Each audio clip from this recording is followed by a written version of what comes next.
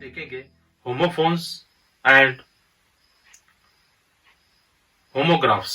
Homophones and homographs. अब देखिए इसको समझने से पहले हर बार की तरह मैं आपको बता दूं कि इससे रिलेटेड टेस्ट है जो मैं आपको उसकी लिंक दे रहा हूं इस डिस्क्रिप्शन में, वीडियो को डिस्क्रिप्शन में। पहले आप वीडियो को अच्छी तरीके से समझिए, समझने के बाद उस टेस्ट को आप कंप्लीट कीजिए ताकि आपकी प्रैक्टिस हो सके। सबसे पहले हम देखेंगे होमोफोन्स। होमोफोन्स क्या होते हैं? होमोफोन्स दरअसल दो ऐसे वर्ड होते हैं कि जिसके स्पेलिंग डिफरेंट होती है, मीनिंग डिफरेंट होते हैं, लेकिन उसका साउंड एक जैसा होता है। यानी अगर हम उसको स्पीक कर रहे हैं, बोल रहे हैं, वर्बली जब हम बोल रहे हैं, ओरली जब उसको बोल रहे हैं, तो आवाज उसकी एक जैसी निकलती है, लेकिन जब हम उसको लिखेंगे तो उसके स्पेलिंग अलग अलग हो जाएगी और उसके मानी भी चेंज हो जाएंगे। तो स्पेलिंग अलग है, मानी अलग है, सिर्फ आवाज एक जैसी है, तो उसको कहते हैं होमोफोन्स। फॉर एग्जाम्पल न्यू एक वर्ड होता है जो होता है KNEW, और एक होता है न्यू NEW। अब देखिए दोनों के मानी अलग है। नो जो है उसका पास्ट है न्यू, और न्यू का मतलब होता है नया। और दूसरे एग्जांपल हम देखते हैं नो KNOW। टू नो एक वर्ब है जिसका मतलब होता है जानना, और एक है NO नो, नो यानी नहीं। अब देखिए जब हम कहते हैं KNOW नो, तो आवाज निकल रही है नो ही की तरह, जैसे NO नो और KNOW नो, तो दोनों की आवाज एक जैसी है। फर्क क्या है? स्पेलिंग का, और मानी का भी फर्क है, डिफरेंट इन मीनिंग। तो ऐसे बहुत सारे वर्ड्स हैं, जैसे डाई, डाई है ना, डाई यानी डाई करना, कलर करना और दूसरा है डाई, डाई यानी मरना।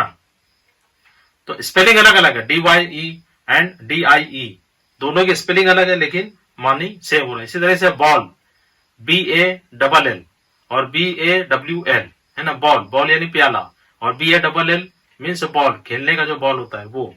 इसी तरीके से बाई, BY और BUY, बाई, बाय यानी खरीदना, और BY बाय यानी बाय। जब हम किसी को बाय मीन्स के जरिए भी हो सकता है या बाय बाय करते हैं, तो उसमें भी इसका इस्तेमाल होता है। तो ये तमाम वर्ड्स जो है, ऐसे बहुत सारे वर्ड्स हैं कि जिसको जब हम पढ़ते हैं तो उसकी आवाज अलग निकलती है, उसका प्रोनाउंसिएशन जो होता है, तलफ्फुज, वो अलग सेम होता है, लेकिन उसके स्पेलिंग अलग अलग होती है और मानी अलग अलग होते हैं। तो इस पर भी आपको एग्जांपल पूछी जाएगी, किस तरीके से पूछी जाएगी वो नीचे आपको दे रहा हूं टेस्ट में, आप उसको हल कीजिए।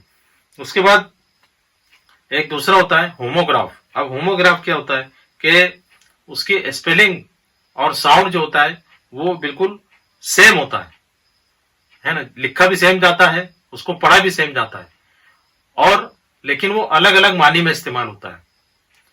जैसे फॉर एग्जाम्पल टीयर, एक वर्ड है टीयर, TEAR, स्पेलिंग सेम है लेकिन उसका इस्तेमाल अलग अलग होते हैं। एक टीयर का मतलब होता है आंसू, है ना, जब हम रोते हैं जो tear, tear is falling from the eyes, है ना, आंखों से आंसू गिर रहे हैं, तो इट इज टीयर, आंसू। और टीयर एक का मतलब होता है फाड़ना, किसी चीज को, two tier the paper, paper को फाड़ देना। तो दोनों के स्पेलिंग सेम है, साउंड एक जैसा है, लेकिन अलग अलग मानी में इस्तेमाल हो रहे हैं। तो there are hundreds of words in English language which are used with different meanings, अलग अलग मानी में इस्तेमाल होता है। हालांकि उसके स्पेलिंग भी सेम होती है और उसका जो साउंड होता है, उसकी जो आवाज होती है वो भी एक जैसी होती है। जैसे वर्ड है क्लोज, CLOSE, एंड क्लोज का मतलब होता है बंद करना, जैसे क्लोज द डोर, दरवाजा बंद करो।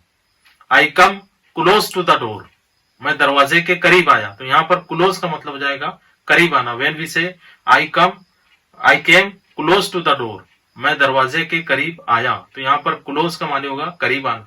आई क्लोज टू द डोर, मैंने दरवाजा बंद कर दिया, तो यहाँ पर क्लोज दो मानी में इस्तेमाल हो रहा है, एक करीब और दूसरा वर्ब के मानी में बंद करना, टू क्लोज यानी बंद करना।